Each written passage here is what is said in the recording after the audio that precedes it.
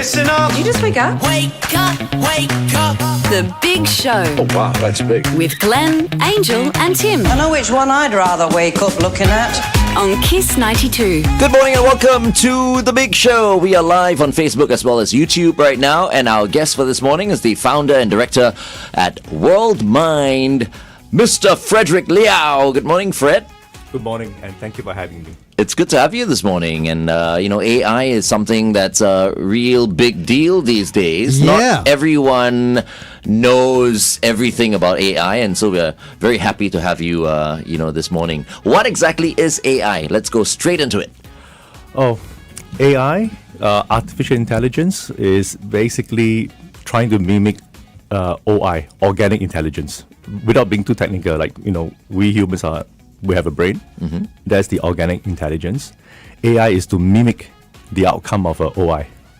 I see. Okay. Now, do you think the average person is truly using AI to the best of its capability? Or do you think, because I'll be the first to admit, you know what I mean? As far as AI is concerned, right? I just use it to ask Google stuff lah. Maybe sometimes I get it to rephrase an article or something like that. But there's so much more that we could be doing with existing AI technology, right? Yep. I think that currently right now, a lot of people are overwhelmed about AI. The AI hype is real. You can just see the number of AI videos. Like a couple of months ago when GPT released Sora 2, a lot of the videos were being generated, I think, of celebrities, including SpongeBob, I think, the character. And last week was Gemini 3, and you see a whole slew of videos again being generated. So it's a lot of fun, a lot of shiny new things that I can do, but that is really not what AI should be. I mean, AI can do a lot more than just doing the fun stuff. Okay. How far have we gone and achieved in terms of AI? Obviously, I mean, it is something that we are encouraging, in this country. How well are we in terms of the development of AI here in Singapore? Are we at a good place? Have we advanced faster than most other countries? I'm so glad you asked that question. Okay, let me help everybody to frame how the development of AI state that we are in right now, right, globally. So I would like to frame it as layer 1, layer 2, and here we are talking about layer 3, right? But let me start with layer 1. In order for AI to exist, you need the layer 1 infrastructure, meaning that you need the GPUs, which cost about an average of 30,000 USD per GPUs. What is a GPU? Yeah. Graphic processing unit, as opposed to CPU. So this is now dominated by NVIDIA, which is now a $4 trillion company. Yeah. Right? Yeah. What it does is that it allows the AI to be trained much faster because it is on a parallel processing as opposed to CPU. But let's not get into technical stuff. But just understand that layer 1, you got the GPUs, right, which is very expensive. And you need about 50,000 to 100,000 of these GPUs to form a GPU cluster, which is what the people like Elon Musk and the US are right now raising $1 trillion to build over the next coming years. And to run these GPU clusters, you can imagine the size of it. Some of them can be taking up the same area as a small HDB estate, right? And lastly, you need a lot of power to power the GPUs, and we don't have that kind of electricity here in Singapore. Yeah. So that's layer 1, the infrastructure. Now, once you have layer 1, you have layer 2 that taps that trains its AI model on layer 1, and these are the people like OpenAI, right? GPTs. You got your Gemini, for example, from Google, and of course you have got your Claude from Anthropics and the likes. So layer 2 relies on layer 1 to do the training. Now, the output of layer 2 is what they call pre-trained model. So GPT stands for generative. Hence, it can generate text that we also love, right? Generate videos as well, and sound. P is actually pre-trained. So the outcome of GPT of layer 2 is actually the pre-trained model. And I think that's where I like to really let people understand the outcome of the pre-trained model. The last word, the last letter is T, transformer. That one is where the magic happens, and is also, on the flip side, the limitation. Right. Okay, well, we'll talk more about those limitations. And of course, since we've covered layer 1, layer 2, what is all the buzz about this upcoming layer 3 that we need to cover as well? We'll continue to talk to Fred on The Big Show TV. In the meantime, here's Cat's Eye with Touch on Kiss 92. All right, so you've run through layer 1, layer 2. What are the limitations, though, of layer 2? I believe you were just about to go into that. Yes.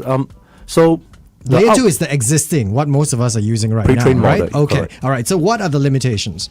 So, like I was saying, the last letter of GPT, T, transformer, that means it's an architecture. It means that it has taken all the words, the letters, and all the content from the open internet, and also your PDFs and everything else. That means information of the world, right? Right.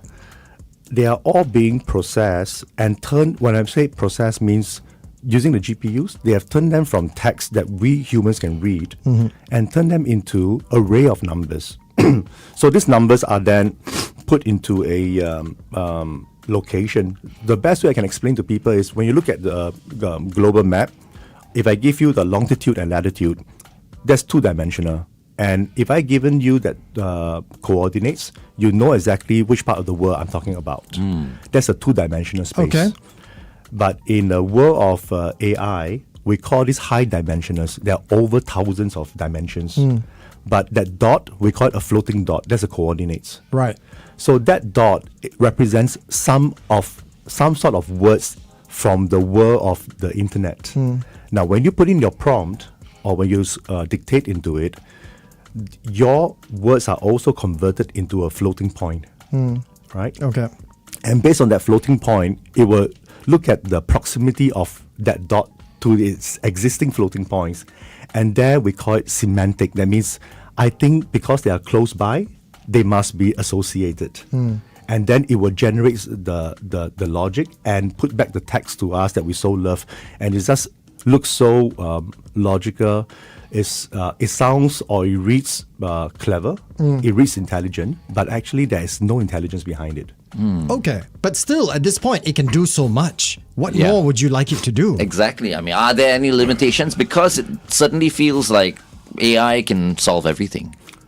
Right AI now. can give you the first draft of many things. So let me give you an example. In the world of business, you cannot be making decisions using AI based on pre-trained models, based on the words and text of the internet.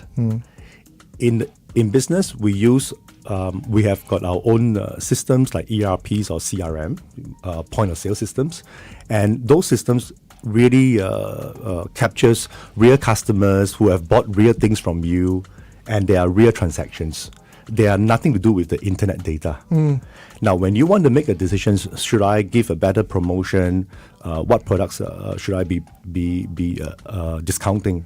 Right? It cannot be based on the internet of text belonging to the internet to make a decision for you. So basically, what I'm trying to say is, in the pre-trained model, the outcome, they are probabilistic. Where in business, or when we ourselves want to use AI, more than just generating emails and drafting and come up with marketing content, we want to have a deterministic AI. That means make sure that the data that you are going to make a decision on, they really do exist, not made up.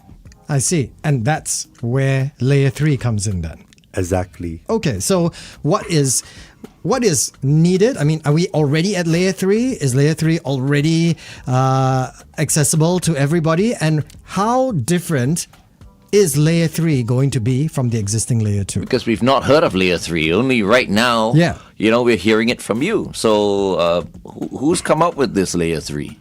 I'm a bit biased, so I'm the inventor of layer 3. It's patented actually here in Singapore. Oh. Yeah, I mean, not only in Singapore. Well, the two largest countries that are in the AI race for layer 1 and layer 2 are US and China.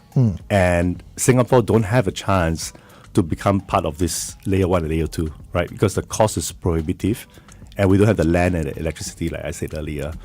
But I think we have a chance to dominate layer 3. Okay. So layer 3. Do they know about layer 3? That's the thing. Yeah. Do they know about layer 3? Do our people here in Singapore who are in charge of AI know about layer 3? Do they know that you have come up with layer 3? Sadly, no. Well, they will today. Yes. All right. And of course, when it comes to layer 3, now I'm guessing we're talking about decisions, right? The ability to make decisions, whereas you were saying layer 2, it was all based on probability. It was based on information that was existing on the internet, okay? What is layer 3? These decisions that your machines, your computers are going to be making, what are they going to be based on? They are based on a architecture that is totally nothing to do with transformer. So transformer, like I said earlier, is to take all the text and turn them to array of numbers and then put them into floating point. It's called embedding, but you just need to think of it as a floating point, right? Okay, hold on, Fred. We'll go back on air and let's take it from. Okay, sure. Let's talk about this layer 3 again.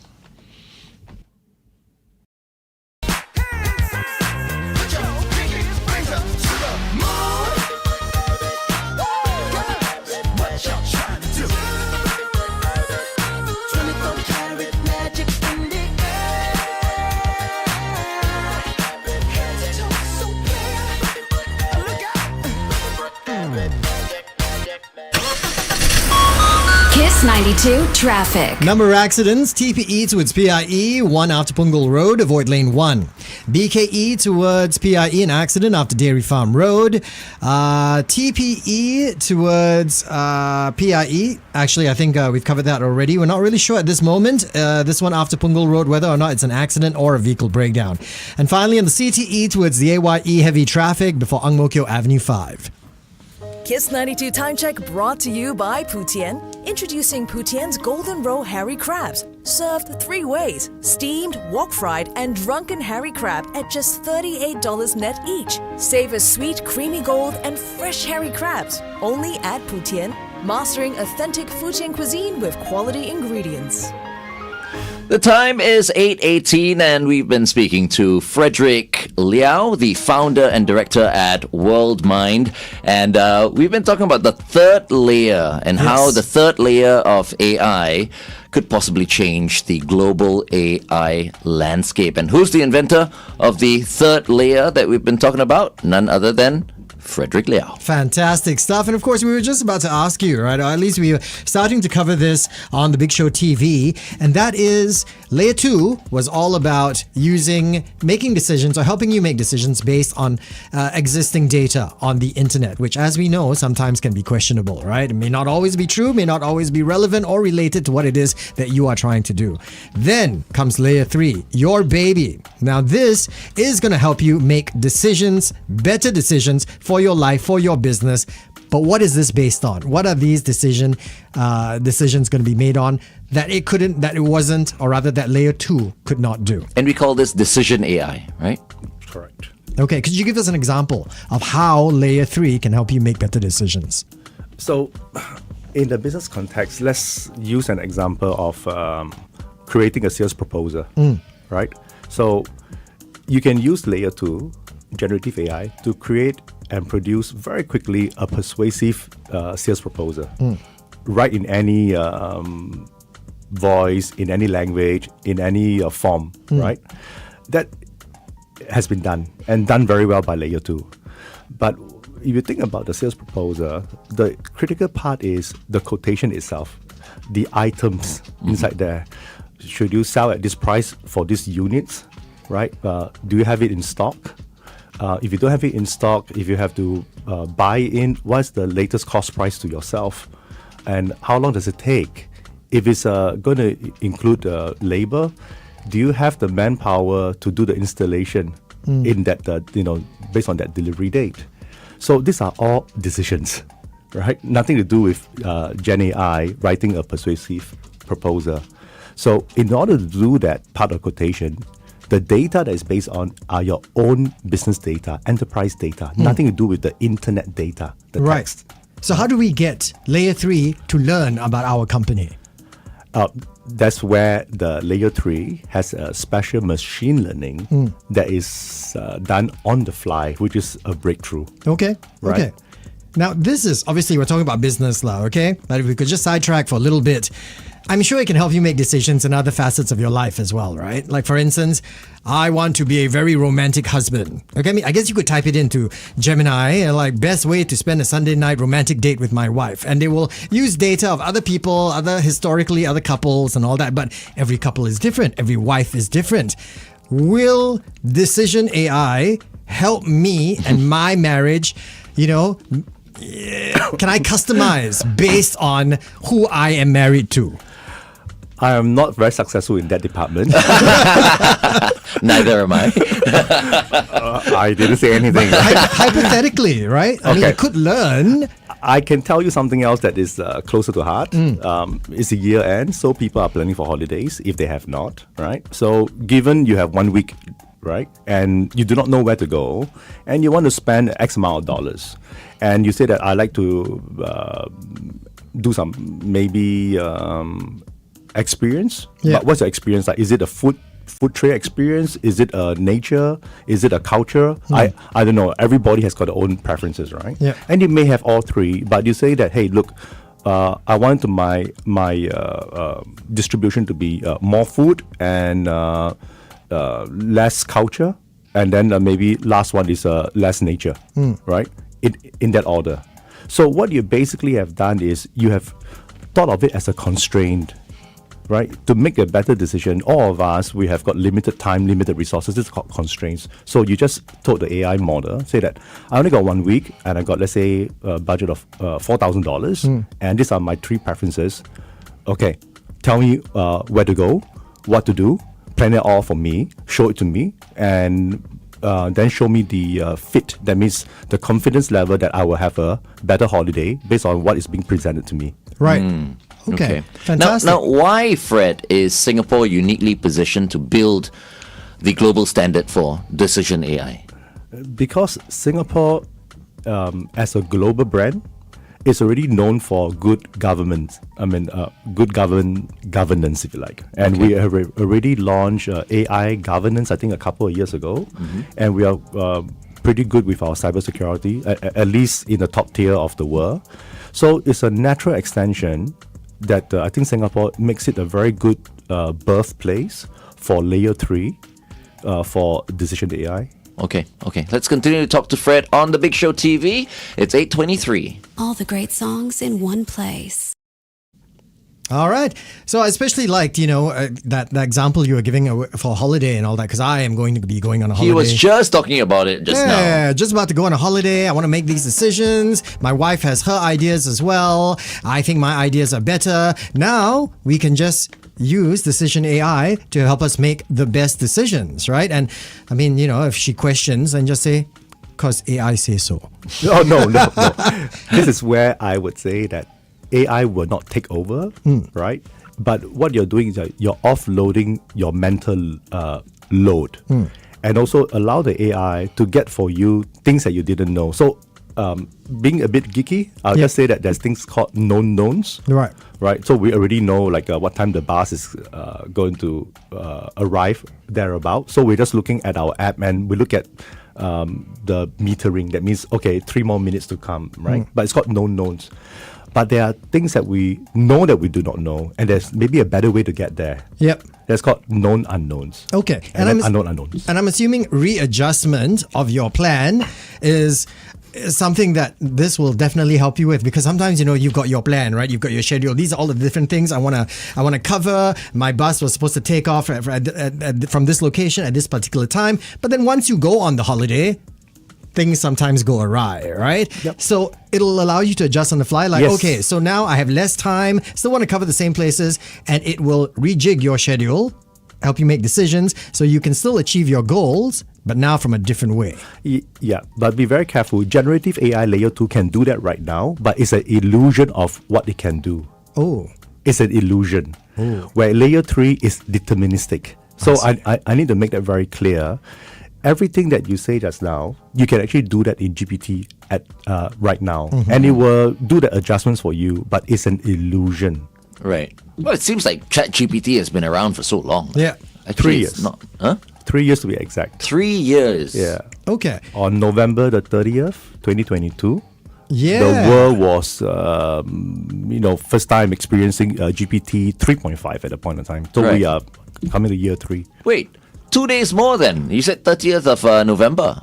So in 2 days' time, ChatGPT celebrates its 3rd anniversary. Happy birthday, ChatGPT. 3.5 to be exact. 3.5. ChatGPT 3.5. And I wanted to also maybe help the audience to frame 3.5.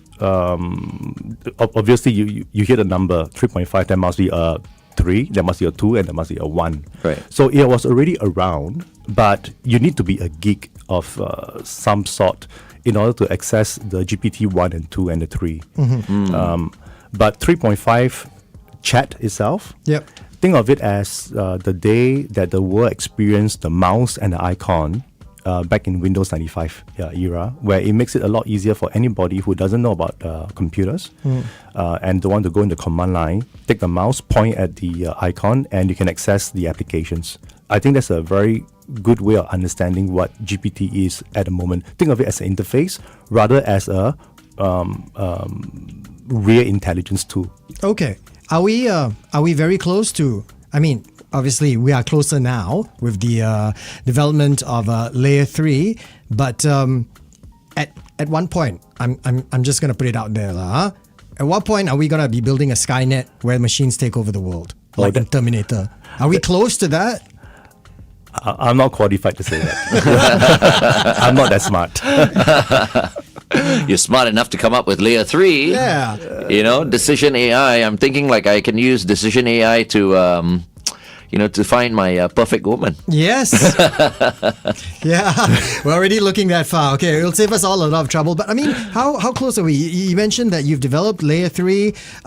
What is next? When do we start seeing this layer 3 DecisionAI accessible to the public? It's live now, but at pilot sites. Okay. Right. So we are rolling out with some of the selected businesses here in Singapore to start off with. And I'm also really wanting to work with people who are subject matter experts. Maybe Glenn and yourself, who is a veteran in the media, radio. How do you make better decisions, like what show and what's the program like, what's the probability of it? You must have already created this mental model in your head that can be translated into a decision AI. Right. Yeah. Okay. Yeah, that sounds awesome. Could you also just tell us what is a large language model?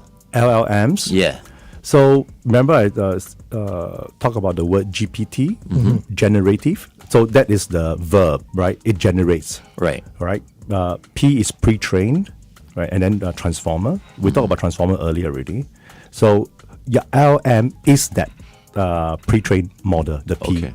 That means he has taken all the text and he has gone through the processing, meaning converting the text into array of numbers, and then it'll put them into, remember I told you about floating dots, Yes. like the coordinates. Yep. That's called the embedding.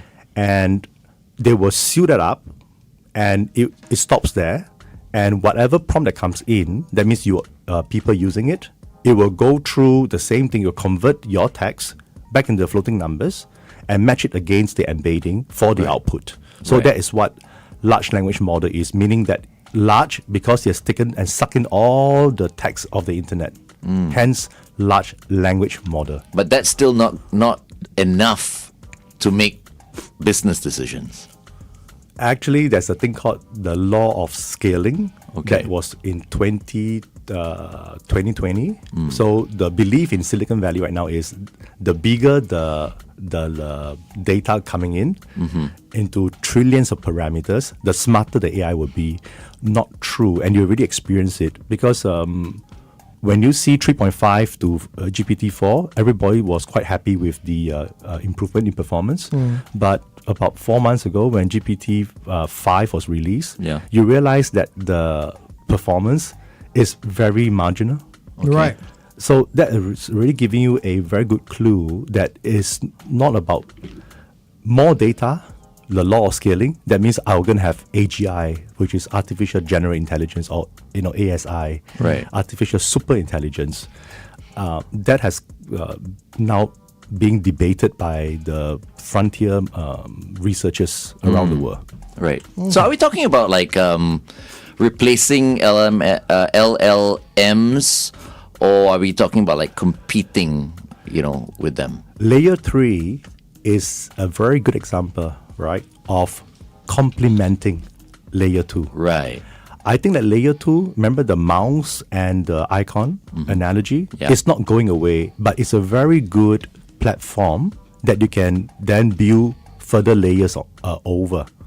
So I would say that if you are trying to focus on experimenting and further tuning layer 2, my personal opinion from everything that I've learned and studied and did the research, I don't think it will give you a lot more improvement. So we can't get there to AGI from layer 2, from my own personal opinion.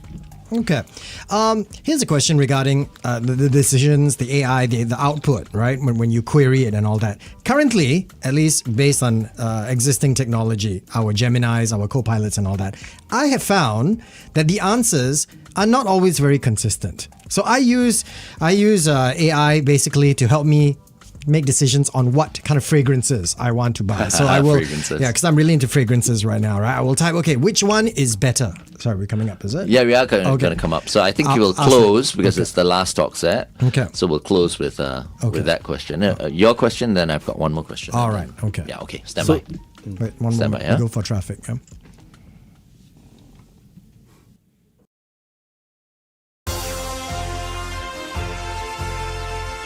The Straits Times, 180 years of news you can trust. Online at straitstimes.com. Kiss 92. All the great songs in one place. Kiss 92 traffic. On the PI eastwards Tuas, a couple of vehicle breakdowns. You got one after the BKE, another one after Clementi Road. PI eastwards Tuas also sees slow traffic between Jurong Town Hall and Clementi Avenue 6, while on the TPE towards PIE, an accident after Punggol Road, congestion till Seletar Link. Welcome back to The Big Show and The Big Show TV. Oh my goodness, I feel like my brain is being stimulated this morning, because I've not spoken to anyone this much about artificial intelligence. And we have today, and we're very honored to have him on the show, the founder and director at WorldMind, Frederick Liau. That's right, who is responsible, I suppose we could call the next layer, next generation of AI. The third layer. The third layer. DecisionAI. Yes, to help us make better decisions. And I was just about to ask you, okay, and using myself as an example, right now when it comes to decisions, I use existing AI to help me decide when it comes to buying fragrances, because that's my thing right now, right? So I will type in, okay, which fragrance is better, or which fragrance is more suitable, what versus what for the Singapore climate, right? And one thing I've noticed, right, and I felt very cheated when I found this out, is sometimes their answers change. All right, so maybe the first 2 times it will go with fragrance A, right? And then there was one day I don't know why I typed it in again, and the answer was different. And I was like, your decisions, your answers are not consistent. How can I trust you, right? So will the answers that we get, the solutions, the recommendations from DecisionAI, will they be consistent? Answer is absolutely, because it will not hallucinate. So what you said earlier about having the same prompt, you change nothing a minute ago, and maybe an hour later when you put in the same prompt, or even the next minute, right, it can produce a different outcome. Here's something that is quite funny. You can try this on GPT. You are a Singapore tour guide. Recommend me hotels and restaurants along China Street, Hong Kong Street, Arab Street. These are all real streets. Then you be cheeky and say that, and also Korean Street. And time to time, it will tell you the Korean Street exists and it's at Tanjong Pagar. Oh. Yeah. Then That's how called to AI trust hallucination. them? How to trust like that? Do you remember I talked to you about the transformer model? Yeah. It turned them into dots. So the trick here is that I keep on using the word street. So I understand how to, the mechanics behind it. So sometimes it becomes part of the algorithm where they understand the neighboring dots around it, and it then confidently tells you the Korean street exists. We call this AI hallucination. So no more hallucinations when we come to layer 3. That's the exact thing we're trying to solve, and in fact we've solved it, and it's very important for people making decisions, especially for business, researchers. I mean, anything that really matters, medical, flights. Yeah, this is definitely going to change things, man. This is huge. All right, unfortunately, we've run out of time. Is there anything else you would like to say in closing? I would just encourage everybody to use AI. It's going to be very different, but do not use AI blindly to create videos, and those are all the fun stuff. But really look at how AI can help you to improve your personal decisions. I mean, after all, every day, if we make better decisions every time, right? Like your investment, what properties to buy, or is this the right spouse? Oh, spouse. Okay. Right. First question into the prompt. I should get it right, actually. Yes. With DecisionAI, because after I key everything in and all Yes. that, right? And after 3 marriages, I mean, how can I not have like the perfect fourth? Absolutely. You have enough of deterministic data, Right. To improve your personal model.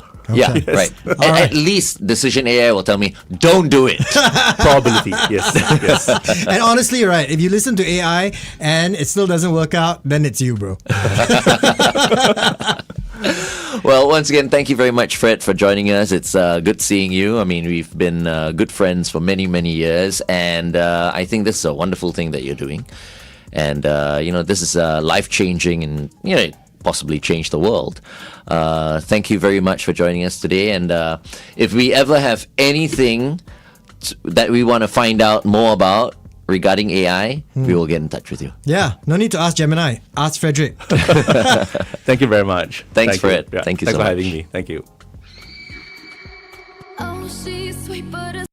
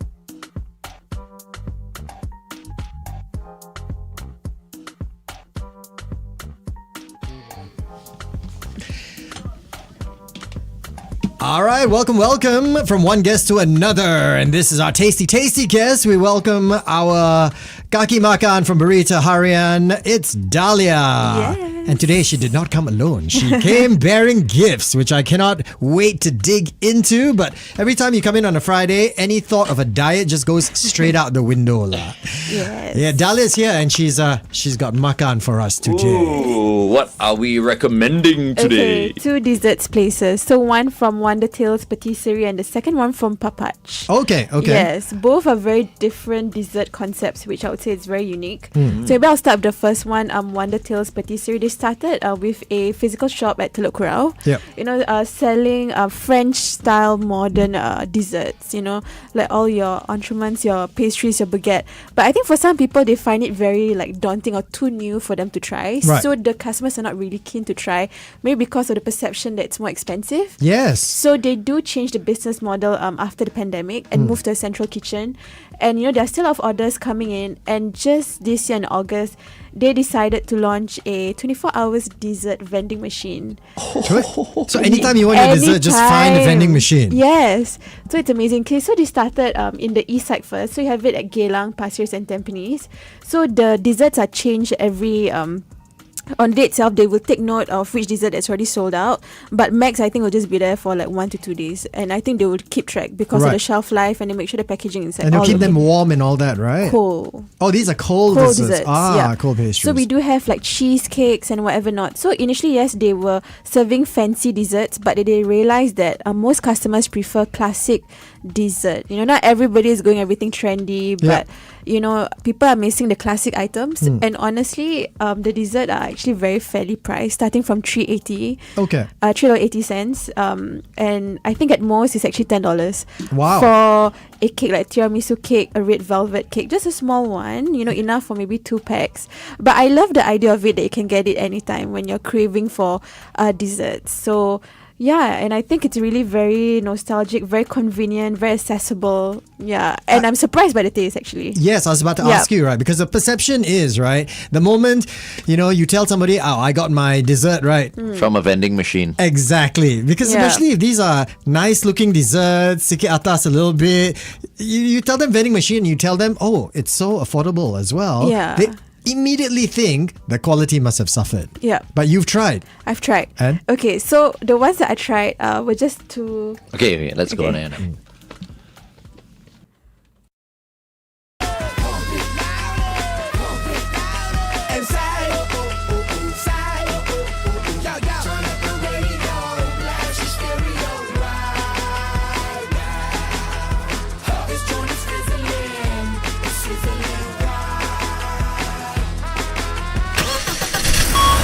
Kiss 92 Traffic. On the BK Eats towards Woodlands, a vehicle is broken down after the KJE PIE exit. PIE towards Tuas, vehicle breakdown after Clementi Road.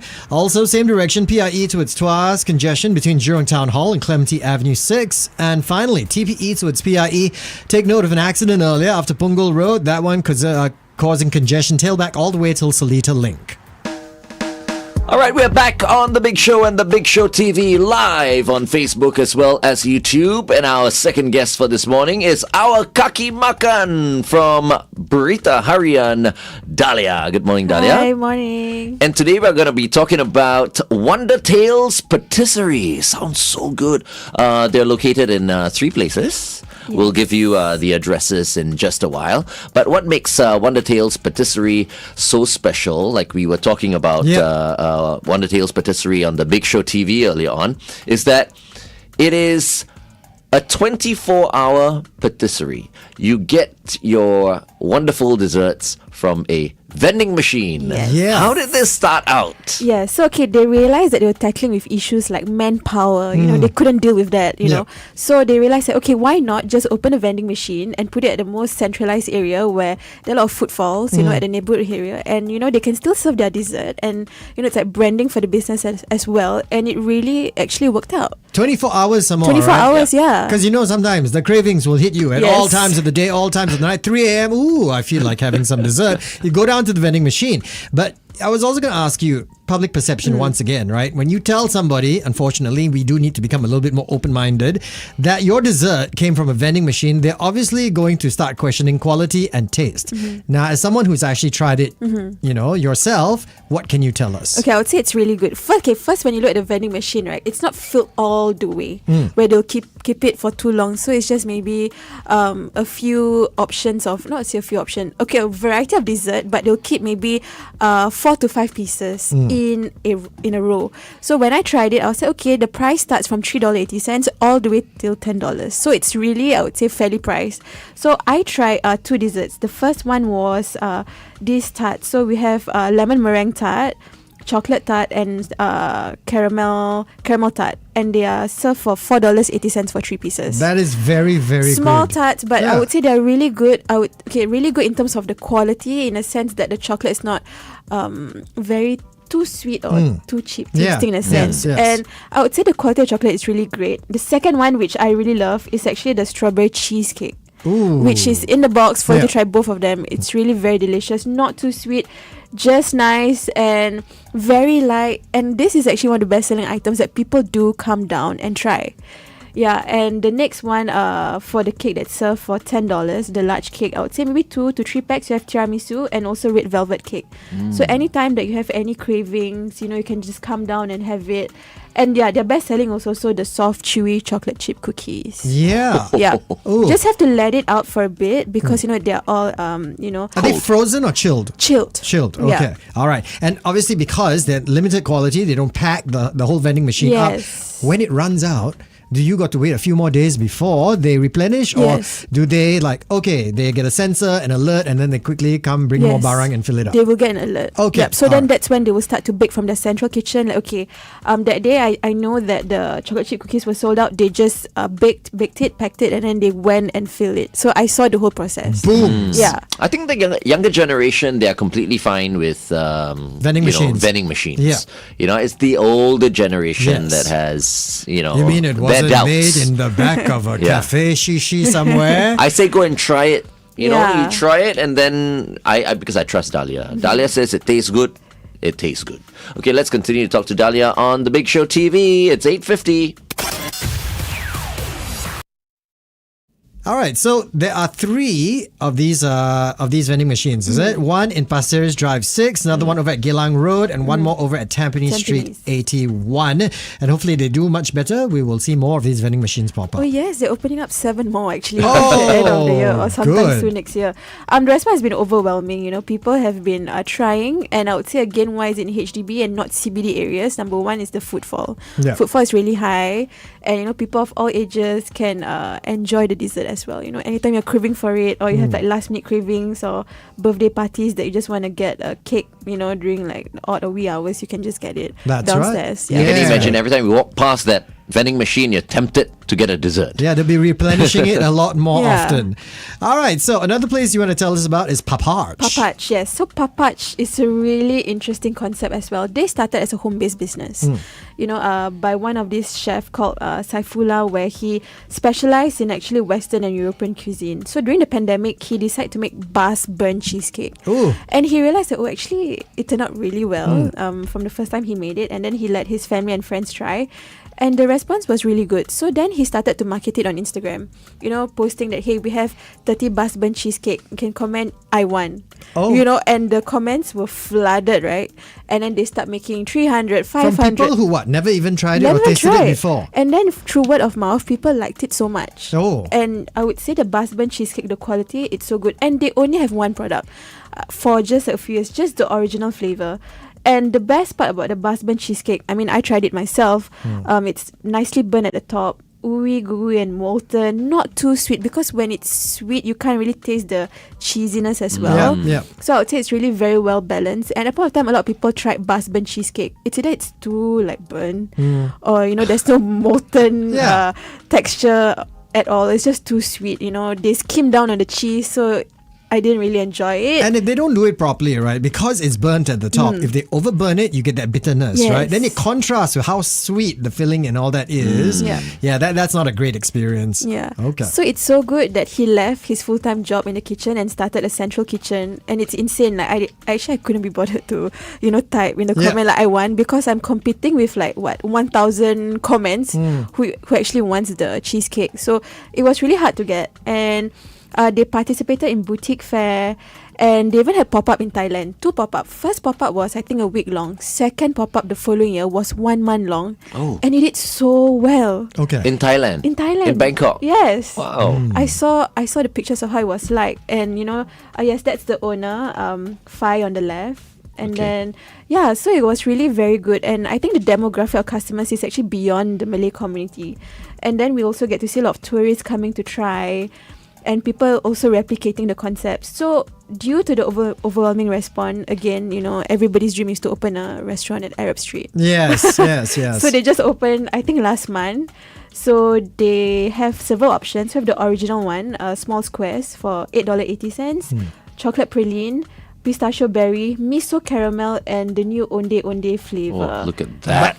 Are they all types of variations of Basque cheesecakes? Yes. Just different flavors. Just different flavors. Okay. Your favorite one? Original, definitely. Pistachio berry. Sicilian pistachio. Oh. I can taste the quality of the pistachio. It's so good. I feel like she's already tasting it just talking about it. I can see her She's eyes tried glaze. everything already. Yeah. Okay. The miso caramel is pretty... Miso caramel. Yeah, if you like something like salty or like umami flavor, you like it. But maybe for some, it's just too umami. It took me a while to appreciate that flavor. Yes. I thought I would like it because I love salted caramel, Right. but it took a bit of time for me to appreciate it. But the best, again, original. Okay. But a lot of people say, it's so small, for $8.80, Yes, right? yes. But, people love it. So I have to ask this question, La, okay? Obviously, once again, perception, right? Yes. When people... Sorry, we coming? Yeah. Okay.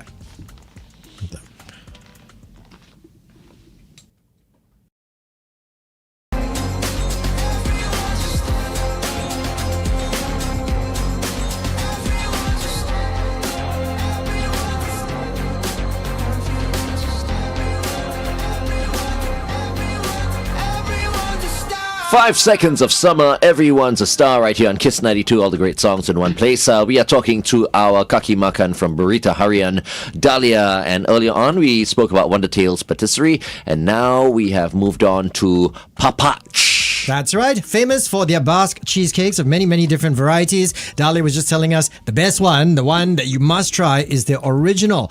Now, the question I wanted to ask you is because the owner, the chef owner, right, who started off as a home-based bakery, right? And then after that, now he's expanded, got his own shop over at Arab Street, 48 Arab Street. Now he's dealing with much bigger quantities, right? And obviously people are always going to go, when you were doing it small batches, all the love, all the effort, quality control, so much more. But now you've expanded. Has the quality suffered? No, not at all. When they started as home-based business, maybe, they started with a smaller volume. But even as a home-based business, they have orders as much as like 300, 500, close to 700. That's when he realized I can't even operate at home anymore. So that's when he moved to Central Kitchen and start baking in thousands, and then they participate in boutique fairs. So far, they managed to maintain the quality. And why I say that is because they only niche in one product. And just focusing on one product is not a good thing. Yeah. It's not a bad thing, Yes. You are known for it, the quality is there, so people keep coming back. Okay. And then now, with this new shop, he focused on different variety of Basque Burnt Cheesecake, different flavors, but with smaller size. He controls the amount that he puts out in a day. Yeah. So he would sell out by 4, 5 p.m. Wow. It's really insane. And what I respect is that he stands by his value of just specializing on just one dessert. Yeah. But he's already expanding, like you mentioned earlier on. He's had pop-ups in Thailand, and in fact, he's already attracting tourists from China and Hong Kong who travel specifically to try the cheesecake. They were viral. Yeah. Kind of like, at one time there were these cookies that everybody had to have. I think he is going this way now. Yeah. Okay. Especially since we're Pretty going amazing. into the holiday season, right? I think these are great treats to be picking up for whatever parties you're going for. Yes. It's really good. Okay. right. Yeah. Well, Dalia, thank you so much for coming in. And I see you've brought some gifts from Wondertales for us. So we'd like to thank, Wondertales for... what is this, Dalia? Oh yes. Just a mention. So we do have some tarts. Okay. 3 different flavor tarts. The one that I mentioned, and my favorite was the strawberry and cheesecake, strawberry cheesecake, and also chocolate mousse. Ooh. Yes. We're going to indulge in just a while Yes. after the show. Thank you very much, Wondertales Thank Patisserie, you. and thank you very much, Dalia, for coming in today. Thank you. All right, stand by. Headline news and sports up next. Glenn, Angel, and Tim. The Big Show. Kiss 92. Hey Singapore, it's PJ Butter from the official World Charts. Make